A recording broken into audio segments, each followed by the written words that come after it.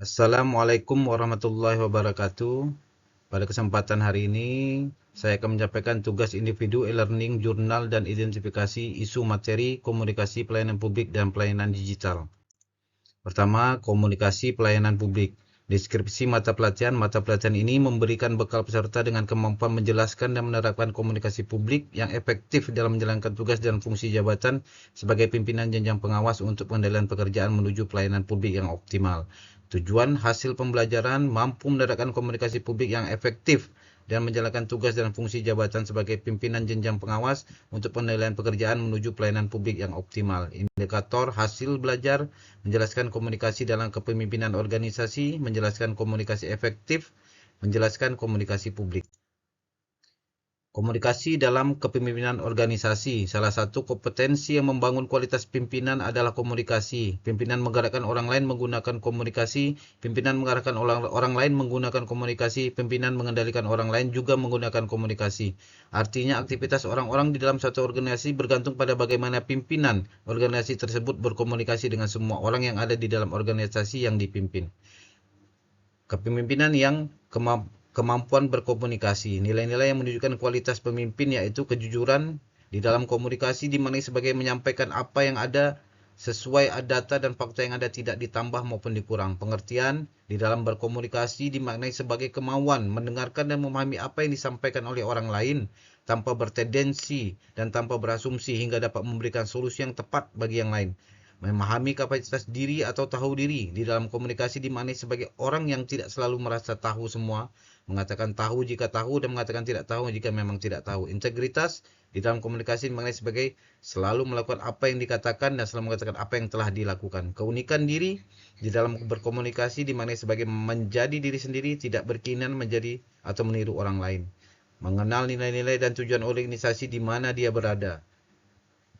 B. Karakteristik komunikasi pimpinan jenjang pengawas. Komunikasi bergaya mengendali atau controlling. Komunikasi berkarakteristik struktural dan karakteristik komunikasi dinamis. Komunikasi efektif bertujuan menilai keefektifan komunikasi sehingga mutu dari kegiatan komunikasi dan penyelenggaraan pelayanan publik sebagai dasar dan tujuan komunikasi dapat ditingkatkan secara berkesinambungan. A. Konsep komunikasi efektif. Kata komunikasi berasal dari bahasa Latin communication yang bersumber dari kata komunis yang berarti sama. Communicatio atau communicare berarti sama. Artinya dalam konteks itu adalah satu makna.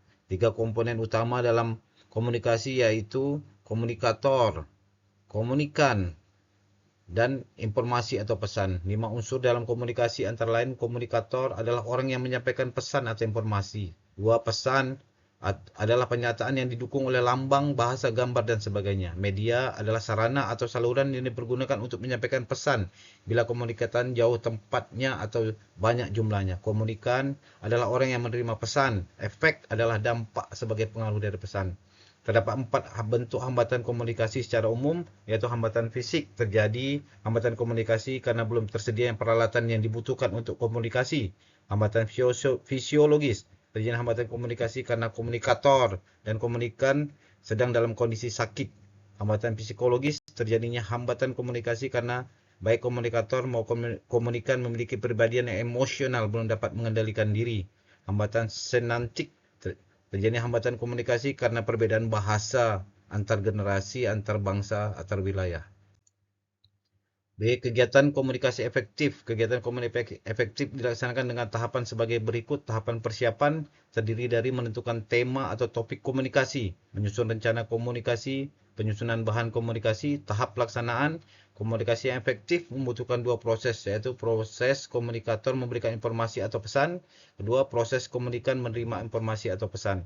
Terdapat 2 bentuk komunikasi dalam proses komunikasi, yaitu komunikasi verbal yang dilakukan menggunakan bahasa baik secara lisan maupun tulisan. Komunikasi non verbal yaitu komunikasi yang dilakukan menggunakan gerak tubuh, ekspresi bahasa atau intonasi dan nada suara. Tahap evaluasi, kaitan evaluasi untuk menilai apakah komunikasi yang telah dilakukan adalah efektif atau tidak.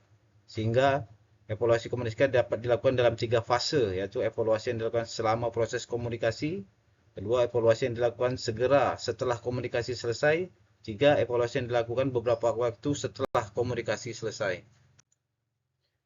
Komunikasi publik.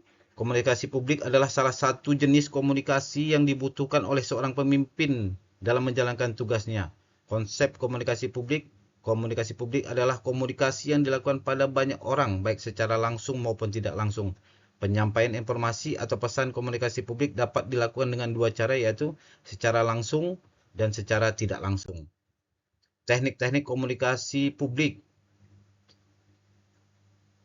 yang harus dikuasai oleh seorang pemimpin antara lain adalah public speaking, presentasi, menulis informasi atau pesan di media massa baik cetak maupun non-cetak dan media sosial, mengelola keluhan. Selanjutnya, pelayanan publik digital. Deskripsi mata pelajaran pelayanan publik digital membekali peserta dengan kemampuan memahami dan menguasai konsep dan praktek pelayanan publik digital. Tujuan belajar, peserta diharapkan mampu menjelaskan konsep dan praktek pelayanan publik digital. Indikator hasil belajar menjelaskan konsep dan kebijakan pelayanan publik digital, mengidentifikasi jenis-jenis pelayanan publik berbasis teknologi informasi dan komunikasi, menjelaskan komponen utama pengembangan pelayanan publik berbasis teknologi informasi dan komunikasi. Konsep dan kebijakan pelayanan publik digital. Sesuai dengan peraturan Menpan nomor 63 tahun 2003 tentang pedoman umum penyelenggaraan pelayanan publik, tertuang bahwa pelayanan publik adalah segala bentuk pelayanan sektor publik yang dilakukan oleh aparat pemerintah dalam bentuk barang dan atau jasa yang sesuai dengan kebutuhan masyarakat atau ketentuan peraturan perundang-undangan. E-government didefinisikan sebagai pemerintah elektronik, juga disebut digital government, online government, atau transformational government, yang ditandai dengan penggunaan teknologi informasi oleh pemerintah untuk memberikan informasi dan pelayanan bagi warganya, kalangan bisnis, serta hal yang berkenaan dengan pemerintah. Contoh-contoh kebijakan yang berhubungan dengan pelayanan publik berbasis digital antara Undang-Undang Dasar 45 Pasal 28, Instruksi Presiden Nomor 3 Tahun 2003, Peraturan Pemerintah Nomor 96 Tahun 2012, Undang-Undang Nomor 11 Tahun 2008, Peraturan Menpan RB Nomor 13 Tahun 2017, Peraturan Presiden Nomor 95 Tahun 2018.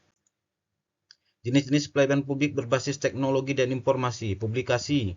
Publikasi merupakan implementasi e-government yang termudah karena selain proyeknya yang berskala kecil, kebanyakan aplikasinya tidak perlu melibatkan jumlah sumber daya yang besar dan beragam. Interaksi. Pelayanan jenis interaksi terjadi komunikasi dua antara pemerintah dengan pihak yang berkepentingan. Ada dua jenis aplikasi yang biasa digunakan. Yang pertama berbentuk portal dan yang kedua adalah pemerintah menyediakan kanal di mana masyarakat dapat melakukan diskusi dengan unit-unit tertentu yang berkepentingan. Yang ketiga adalah transaksi. Model transaksi adalah adanya interaksi dua arah. Seperti pada jenis interaksi, hanya saja terjadi sebuah transaksi yang berhubungan dengan perpindahan uang dari satu pihak ke pihak yang lain. Komponen utama pengembangan pelayanan publik berbasis teknologi informasi dan komunikasi, faktor-faktor pendorongnya adalah faktor external pressure, internal political desire, overall vision and strategy, effective project management, effective change management, request, competence, adequate technology infrastructure. Tiga elemen sukses. Ini adalah support, adalah keinginan dari berbagai kalangan pejabat publik dan politik untuk benar-benar menerapkan konsep e-government, bukan hanya sekadar mengikuti tren atau justru menentang inisiatif yang berkaitan dengan prinsip e-government. Capacity, unsur kemampuan atau keberdayaan dari pemerintah setempat dalam mewujudkan impian e-government terkait menjadi kenyataan. Value adalah berhubungan dengan dua elemen di atas tadi. Dalam kesempatan ini, saya akan mengangkat isu tentang pelayanan publik pada Dinas Pekerjaan Umum Penata Ruang Pertanahan Provinsi Kepulauan Riau. Adapun isu yang saya angkat adalah penyediaan data sumber daya air melalui sistem informasi hidrologi, hidrometeorologi, dan hidrogeologi. Sesuai dengan Peraturan Gubernur Nomor 12 Tahun 2023, bidang sumber daya air mempunyai tugas melaksanakan penyiapan bahan, penyusunan kebijakan, koordinasi pemantauan, pembinaan, evaluasi dan pelaporan terkait perencanaan teknik dan evaluasi, pelaksanaan sumber daya air dan operasi dan pemeliharaan sumber daya air. Selain dari itu, bidang sumber daya air menyelenggarakan fungsi antara lain pelaksanaan pengelolaan sistem informasi dan data pengelolaan sumber daya air, pelaksanaan fasilitas penerapan sistem manajemen mutu, pelaksanaan koordinasi dan monitoring terhadap pelaksanaan kegiatan pada tahun berjalan. dalam rangka penyelenggaraan pengelolaan sumber daya air sangat memperhitungkan informasi terkait sumber daya air yang ada melalui satu sistem informasi hidrologi, meteorologi dan hidrogeologi. Informasi yang didapat nantinya menjadi dasar dalam mengenal karakteristik sumber daya air pada suatu wilayah.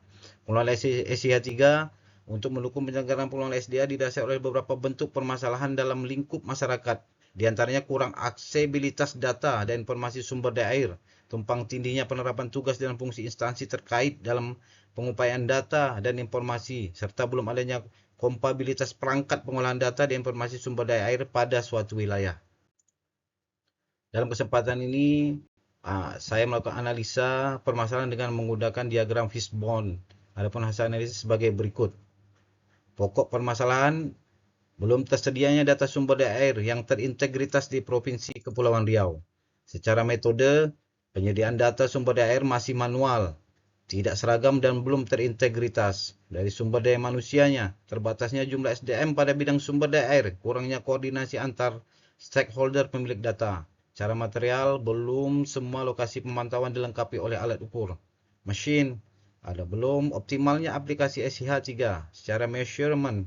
Mahalnya harga peralatan menghambat proses digitalisasi data bidang SDA. Lokasi pos secara mother nature, lokasi pos pemantauan yang tersebar. Dari isu dan permasalahan yang saya angkat, ada beberapa alternatif solusi yang coba saya bangun. Dalam aspek penyediaan data sumber daya air yang masih manual dan tidak seragam dan tidak terintegritas. Alternatif solusinya adalah membangun sistem SIH3 yang berbasis web. Dua, dari aspek terbatasnya sumber daya manusia yang di bidang sumber daya air dan kurangnya koordinasi antar stakeholder pemilik data, yaitu penambahan jumlah karyawan dan peningkatan kapasitas SDM yang ada melalui pelatihan keterampilan. Dari aspek belum semua lokasi dilengkapi alat ukur digital, yaitu dengan penyediaan peralatan ukur digital.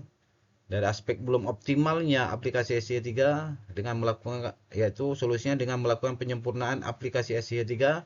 Dari aspek lokasi pos pemantauan yang tersebar, yaitu dengan cara penyediaan peralatan ukur digital atau dengan penempatan staf-staf untuk pelaksana OP di lapangan. Mungkin itu yang dapat saya sampaikan pada kesempatan ini.